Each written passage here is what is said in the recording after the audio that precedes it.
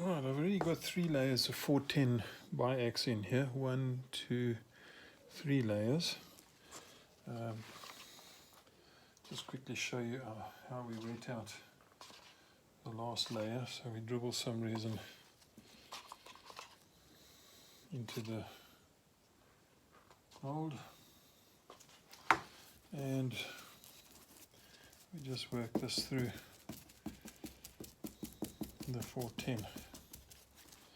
Also, of course, you need to make sure that you get the resin up the flanges because you want this flange to be wet out just slightly above the edge of the piece of timber, so it makes it easier to trim. I'll show you the trimming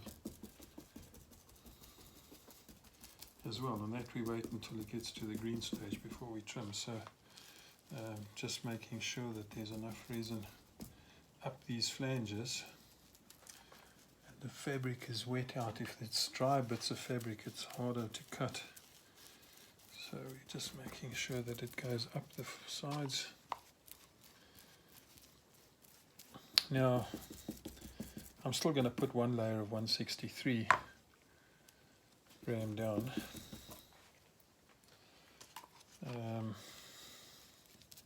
So I'm not being overly pedantic about getting rid of excess resin at this stage, but I'm certainly not making this exceptionally wet. You must just remember that your strength comes from the fibers and not from the resin. The resin is just there to bind all the fibers together and hold them in position. So the strength of any structure comes from the fibers itself, and I haven't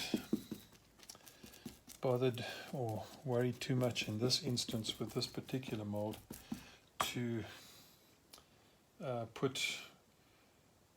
got this 1 layer at 45, the first layer at 45, the second layer I should have put at 0.90, and then the last layer at 45 again. That just balances your laminate, but it's such a small mold and it's got sort of quite a nice shape to it, so it will hold itself nicely in position, and I doubt there'll be any distortion in this particular mold. As a matter of fact, I know there won't be because I've made 1 or 2 before and they normally stay nice and straight. But 3 layers of 410 on this size is just enough.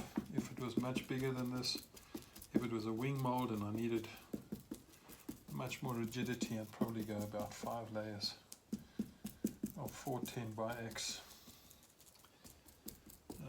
and I would definitely make sure that I go 1 layer at 45, the next at 0.90, the next at 45, the next at 0.90, the next at 45, and so on and so forth, so that you get a nice balance in your laminate.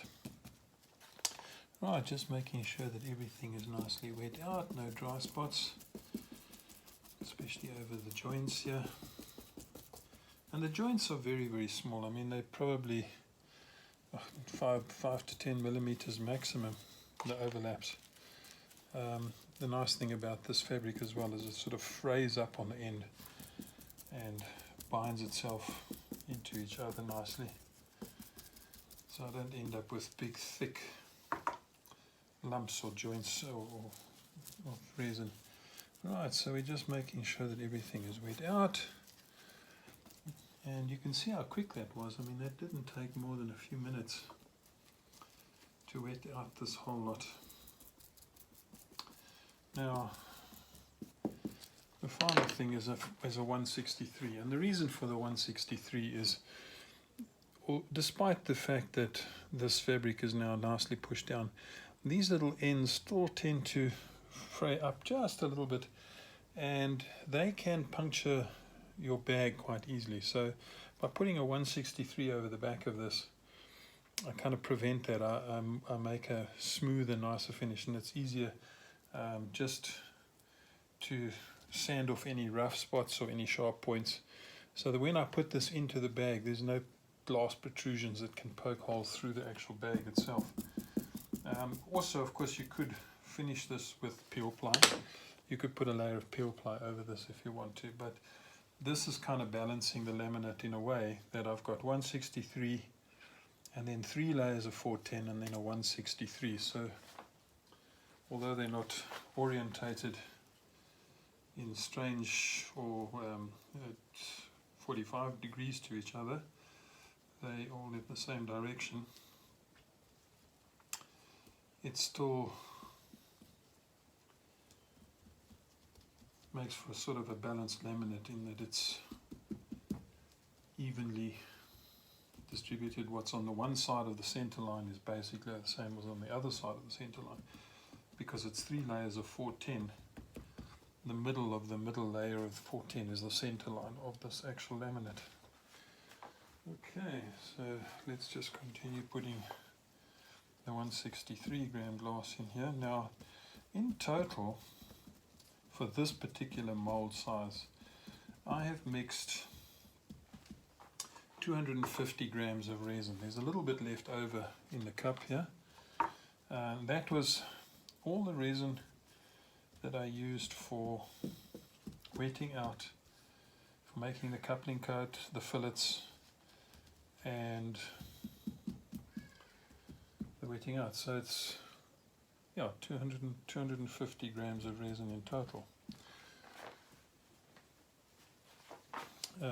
So kind of conservative, not too